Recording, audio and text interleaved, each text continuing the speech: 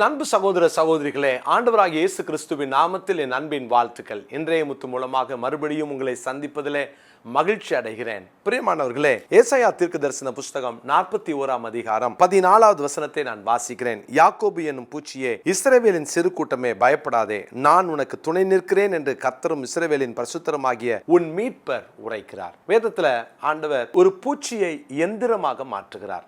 எத்தனை அற்புதமான ஆண்டவர் பாருங்க. நம்ம நினைக்கிறோம், நான் பலவீனன், என் வாழ்க்கையில என்னால நிற்க முடியாது, என்னால எதையுமே சாதிக்க முடியாது அப்படின்னு பல சூழ்நிலைகள்ல நம்ம நம்பிக்கை இழந்து போகிறோம். ஆனால் ஆண்டவர் சொல்லுகிறார், நீ பூச்சியை போல இருக்கலாம், மற்றவர்கள் பார்வைக்கு நீங்க பூச்சியை போல இருக்கலாம், நீ எல்லாம் என்ன சாதிக்க முடியும் அப்படின்னு உங்களை பார்த்து கேட்கலாம். பல நேரங்கள்ல என் வாழ்க்கையில இப்படிப்பட்ட பெயர்களை நான் வாங்கியிருக்கிறேன், இப்படிப்பட்ட டிஸ்கரேஜ்மெண்ட்ஸை என் வாழ்க்கையில நான் அனுபவித்திருக்கிறேன். ஆனால் கர்த்தர் எவ்வளவு நல்லவர் தெரியுமா? ஒரு பூச்சியை எந்திரமாக மாற்றுகிறவர், ஒரு பூச்சியை எந்திரமாய் மாற்றி மலைகளை நுறுக்கி குன்றுகளை பதற்கு ஒப்பாக மாற்றக்கூடிய ஒரு தெய்வத்தை நம்ம ஆராதிக்கிறோம்.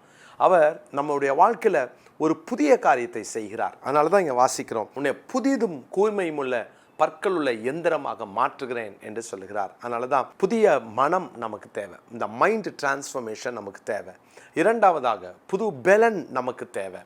மூன்றாவதாக இந்த நாளிலே எசேக்கியேல் தீர்க்கதரிசன புஸ்தகம் 11ஆம் அதிகாரம் 19வது வசனத்தை நான் வாசிக்கிறேன். எசேக்கியேல் 11:19, அவர்களின் கட்டளைகளின்படி நடந்து என் நியாயங்களை கை கொண்டு அவைகளின்படி செய்ய நான் அவர்களுக்கு ஏக இருதயத்தை தந்து அவர்கள் உள்ளத்தில் புதிய ஆவியை கொடுத்து கல்லான இருதயத்தை அவர்கள் மாம்சத்திலிருந்து எடுத்து போட்டு சதையான இருதயத்தை அவர்களுக்கு அருளுவேன். அவர்கள் என் கட்டளைகளின்படி நடந்து என் நியாயங்களை கை கொண்டு அவைகளின்படி செய்ய நான் அவர்களுக்கு ஏக இருதயத்தை தந்து அவர்களுக்கு புதிய ஆவியை தருவேன். ஆண்டவர் சொல்றாரு, புதிய ஆவி. எனக்கு அருமையான தேவனுடைய பிள்ளைகளே, ஒரு புதிய ஆவியை நமக்கு தருகிறார்.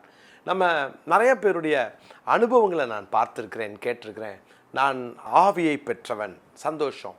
பரிசுத்த ஆவியானவர் நம்ம விசுவாசிகளான போது நமக்குள்ள கொடுக்கப்பட்டவர். ஆவியானவர் நமக்குள்ள இருந்து சத்தியங்களுக்குள்ள நம்மளை நடத்துவார். இயேசு கிறிஸ்து செய்த போதனைகளை நமக்கு அவர் நினைப்பூட்டுவார். நம்மளோடு கூட பேசுகிறவர், நம்மளோடு இடைப்படுகிறவர். அவர் கொடுக்கிற அபிஷேகத்தை ஒவ்வொரு நாளும் நம்ம புதுப்பித்து கொள்ளணும். கர்த்தருடைய பிள்ளைகளே, பரிசுத்த ஆவியானவர் இன்னைக்கு பழைய ஏற்பாட்டு காலத்தில் ஒரு குறிப்பிட்ட நோக்கத்திற்காக ஒரு குறிப்பிட்ட மனிதனுக்கு கொடுக்கப்பட்டார். ஒரு குறிப்பிட்ட ஒரு நோக்கம் உண்டு. அந்த நோக்கம் முடிந்த உடனே அந்த பரிசுத்த ஆவியானவர் அவரை ஆளுகை செய்த, அவரை கொண்டு என்ன செய்யணும்னு நினைச்சாரோ அதை செய்தவர் முடித்து அவர் புறப்பட்டுருவார். அதுக்கப்புறம் அந்த மனுஷன் வாழ்க்கையில் பலவிதமான சூழ்நிலை வழியாக கடந்து போவதை நம்ம பார்த்துருக்குறோம். ஆண்டவர் கொடுத்த அந்த திட்டத்தை, நோக்கத்தை நிறைவேற்றுவதற்கு ஆவியானவர் அன்னைக்கு பழைய ஏற்பாட்டு காலத்தில் வந்து தங்கி அந்த காரியத்தை செய்து முடித்தார். பெசலேயேலுக்கு கர்த்தர் என்ன காரியத்துக்காக அவன் அபிஷேகித்தாரோ அது அதுக்கப்புறம் பெசலேயேலுடைய லைஃப்பில் வேற என்ன செஞ்சான்னு நமக்கு தெரியாது. அது அவனுக்குன்னு கர்த்தர் வச்சிருந்த திட்டம். இப்படி தான் ஒவ்வொரு தேவ மனிதர்களுடைய வாழ்க்கையிலும் நடந்துச்சு. ஆனால் புதிய ஏற்பாட்டில் இந்த நாட்களில் இந்த காலத்தில் வாழ்கிற உங்களுக்கும் எனக்கும் கர்த்தர் கொடுக்குற பாக்கியம் என்னன்னா, என்றென்றைக்கும் நம்மோடு கூட இருக்கும்படியாக சத்திய ஆவியாகிய தேற்றரவாளனை அவர் நமக்கு தந்துள்ளினார். நம்ம கூடவே இருக்கிறார். பாருங்க, இவர் கூட இருக்கிறவரை ஒவ்வொரு நாளும் புதுப்பித்து கொள்ள வேண்டும். நமக்கு ஒவ்வொரு நாளும் அவரோடு பேசி ஒவ்வொரு நாளும் அவரோடு நம்முடைய நடை இருக்க வேண்டும். அவர் கொடுக்கிற வல்லமையை பெற்றுக்கொள்ளணும். அதுதான் நமக்கு ரொம்ப முக்கியம். இன்னைக்கு நிறைய பேர் பரிசுத்த ஆவியானவர் எனக்குள்ள இருக்காருன்னு விசுவாசிப்பாங்க. ஆனால் அவருடைய வல்லமை நமக்கு இருந்தால்தான் நாம் பிறருக்கு பிரயோஜனமாக மாற முடியும்.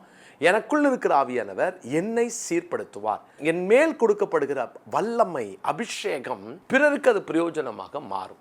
ஒரு பூச்சி எந்திரமாக மாறி அது மலைகளை நொறுக்கி குன்றுகளை பதற்கு ஒப்பாக மாற்றணும்னா, அது செயல்படணும்னா அதற்கு வல்லமை தேவை. என்ன வல்லமை?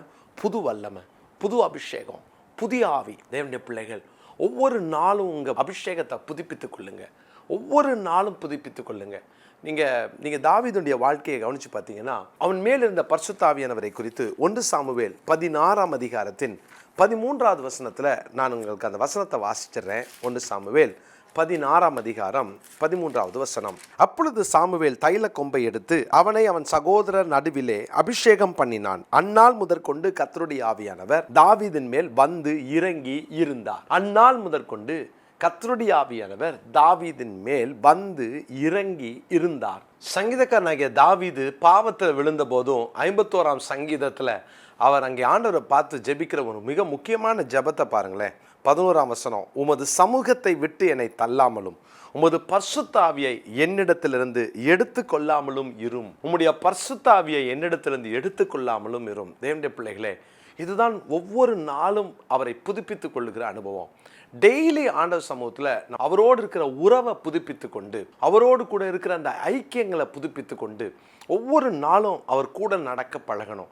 நீங்கள் ஞாயிற்றுக்கிழமை நான் அபிஷேகம் பெற்றுட்டேன், ஞாயிற்றுக்கிழமை நான் ஆராதிக்கும் போது பரிசுத்த ஆவியானவரை நான் அனுபவித்தேன், உணர்ந்தேன், சந்தோஷம்.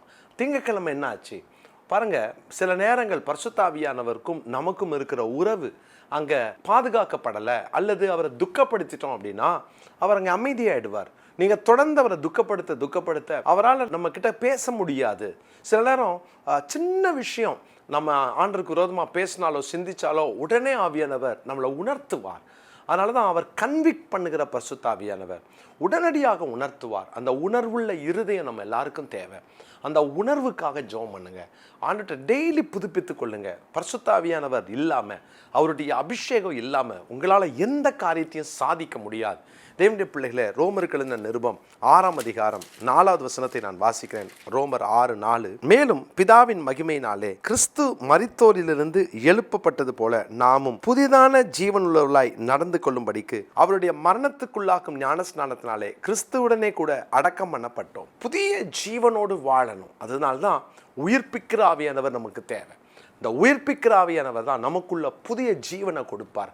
உயிர்ப்பிக்கிற ஆவியானவர் இருந்தால் தான் நமக்குள்ள அந்த ஜீவனோடு வாழ்கிற அந்த பாக்கியத்தையும் அனுபவத்தையும் தருவார். அன்பு தேவனுடைய பிள்ளைகளே, உயிர்ப்பிக்கிற ஆவியானவரோட உங்கள் வாழ்க்கை இணைந்து இருக்கட்டும். ஒவ்வொரு நாளும் புது பலனை பெற்றுக்கொள்ளுங்க. காலை எழுந்த உடனே அவருக்கு குட் மார்னிங் ஹோலி ஸ்பிரிட் சொல்லுங்கள். அவரோடு பேசுங்க. அவர் உங்கள் கூட பேசுவார். அவர் உங்களோடு இடைப்படுவார்.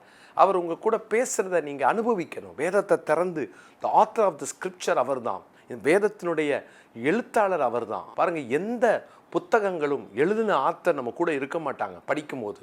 ஆனால் வேத புத்தகத்தை படிக்க ஆரம்பித்தோடனே ஆவியானவர் கூட இருந்து நம்ம கூட உணர்த்துறதையும், கூட பேசுகிறதையும், கண்டிக்கிறதையும், வெட்டுகிறதையும், அங்கே உணர்த்துகிறதையும், உயிர்ப்பிக்கிறதையும் நம்மளால் பார்க்க முடியும். அதனால தான் இந்த புதிய ஜீவனை பெற்றுக்கொள்வோம். தேவனுடைய பிள்ளைகளே, இன்றைக்கும் பழைய அனுபவங்களை களைந்து விட்டு புதிய அனுபவத்தோடு புதிய ஆவியை பெற்றவர்களாய் புதிய வல்லமையோடு கூட தேவனுக்காக எழும்புங்க. ஒரு பூச்சி எந்திரமாக மாறும்.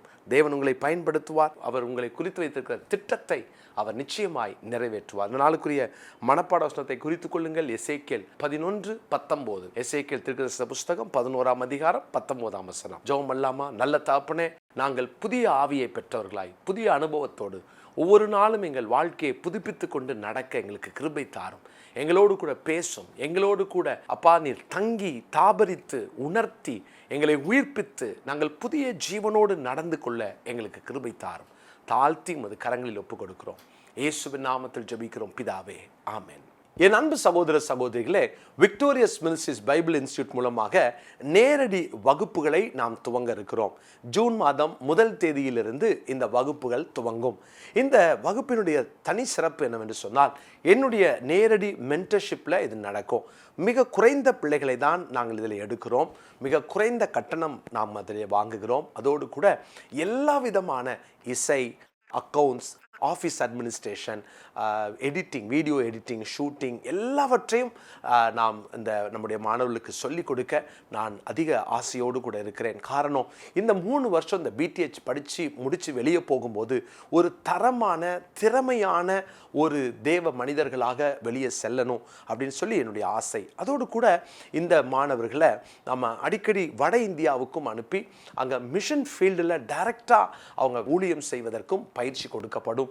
தமிழ்நாட்டிலும் நிறைய கிராமங்களுக்கு அவர்களை அனுப்பி ஊழியம் செய்ய நிறைய ஊழியங்களோடு கூட நாம் அதிகமாக பேசி வருகிறேன். ஆண்டவருடைய பெரிதான கிருபையினால இதுவரைக்கும் ஒரு அனுகூலமான சூழ்நிலைகளை நமக்கு தந்திருக்கிறார். எனவே உங்களுக்கு தெரிந்தவர்களை நீங்கள் உடனடியாக நீங்கள் இந்த வேதாகம கல்லூரியில் இணைக்க உங்களை அன்போடு கூட கேட்டுக்கொள்கிறேன். தங்கும் இட வசதியோடு கூட இருக்கிறதுனால கொஞ்சம் பேர் தான் தங்க முடியும். எனவே சீக்கிரமாக கீழே காண்கிற ஃபோன் நம்பருக்கு தொடர்பு கொண்டு உங்களுடைய அப்ளிகேஷனை வாங்கி நிரப்பி அனுப்புங்கள்.